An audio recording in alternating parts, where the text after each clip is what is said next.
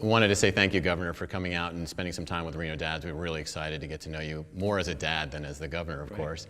One of the things you did during the campaign was you really made a point of highlighting your experience as a dad. And one of the things that I was really curious about is how you were able to navigate as a single dad for as long as you did with two young women in the house. Well, we worked together. I mean, I taught them, they taught me along the way, whether it was cooking or laundry or anything that might have been related to that. We kind of taught each other as we went.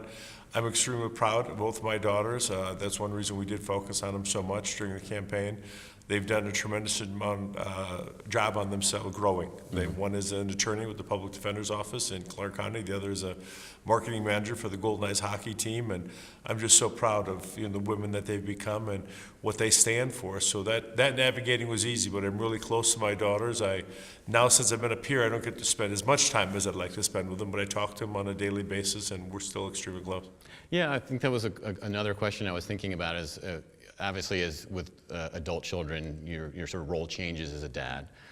How are you balancing sort of the family side of things and getting to stay close with them and be engaged in their lives, also with being the governor? Yeah, family is extremely important to me, and there's not just a traditional family anymore. I mean, there's a lot of non-traditional families. I'd say I'd probably fit in that mix of non-traditional families. I'm interested in what they do, their jobs and their career and their friends, and they're obviously very interested in me and what I do. And they've been up here once for the inauguration, once since then. They're planning on coming up again sometime next month, so I'm looking forward to that. But we stay in constant communication. They still come for advice, and I go to them for advice and just friendly talking to, and it's a great relationship. That's really good. I did listen to the State of the State, and I know you mentioned some initiatives about what you were thinking about for priorities for your term.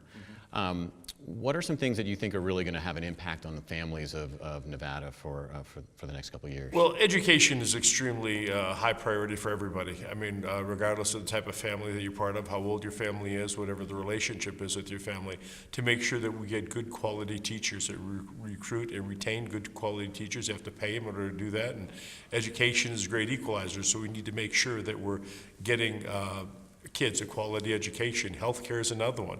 A lot of people have pre-existing conditions, and that's not necessarily cancer. That can be diabetes, it can be asthma, it can be a multitude of things that we don't think are quite as severe, but they're pre-existing conditions. It would make it difficult for someone to get health insurance. That being the case, so the constant allowing of pre-existing conditions to be covered and making sure that as many people as possible are eligible for medical care is extremely important to me. Great. Well, one of the things we have with the Reno Dads when we do interviews is something called the Fast Five. It's a really quick couple hits on fatherhood. So what, if you can think back to it, when you first remember learning about that you were going to become a dad, what was your reaction when you had that? I was excited and at the same time a little scared. It doesn't come with an instruction book, being a dad. But it was something that, I'm close to my parents. My dad passed about 16 years ago now. My mom is still alive.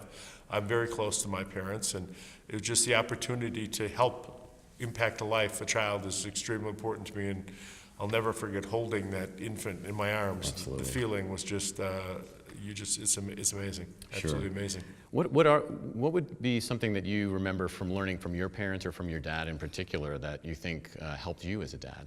Well, I think the biggest thing that I learned and my dad passed on to me is you do the best you can. You try to leave the world a little better place than you got here.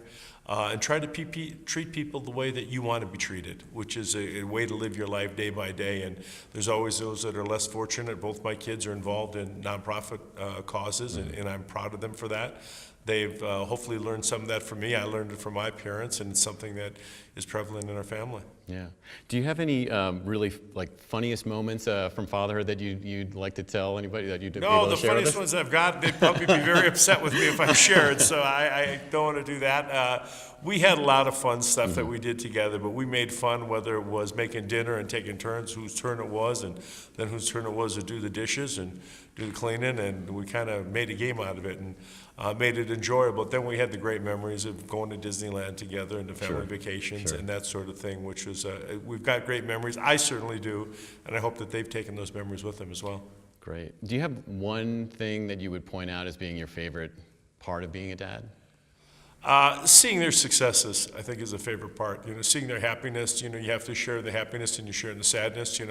It's tough when they break up with the first boyfriend, and it's tough when they, hit a complication in their life, whether it's in school or in their personal life and their social lives. And it's easier for me to take the pain than to see them have to endure the pain, which is something that I guess every parent deals with. But I couldn't be more proud of the women that they've become. That's great. And lastly, is there anything that you like to think that they've learned from you, your daughters, that they've learned from you directly that is helping them today?